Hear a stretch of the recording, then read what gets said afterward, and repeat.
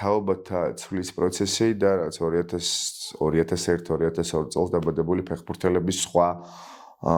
სათამაშო კულტურა, საქმის მიდგომა, ეს ეთიკა, რაც გამოიმუშავა ძირითადად დინამოს აკადემიაში გააზრდილმა თაობამ. და ცხადია, ტალღა, რომელმაც მოიცვა საქართველოს 2022 წლის აგვისტოში. კერძოდ 15 აგვისტოს, როცა ჩვენ მივხვდით, რომ ხუჩა ყვარაცხელიას ყალობით რაღაც ახალ ეიფორიაში გავიღვიძეთ და ეს უნდა ყოფილიყო უკვე რიტუალური დატვირთვის მნიშვნელობის მოვლენა ნაპოლის თამაშები თასზე ჩემპიონთა ლიგაზე თუ იტალიის სერიაში. ის ზუსტად ტალღა და ზვავი, ემოციური ნაკადი, რაც გაჩნდა და ჩვენ დავიჯერეთ რომ მივიღეთ მსოფლიო დონის ფეხბურთელი ლეგიტიმურად გააჭარბების გარეშე ასე არ და ეხლა რატომ უნდა იყოს ეს შეფასების ობიექტური მივიღეთ ფეხბურთელი რომელიც გახდა იმ ჩემპიონატის MVP ანუ ყველაზე ღირებული ფეხბურთელი და მერე უკვე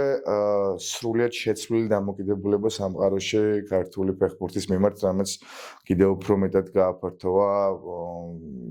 ჩვენი სამოქმედო არეალი ევროპაში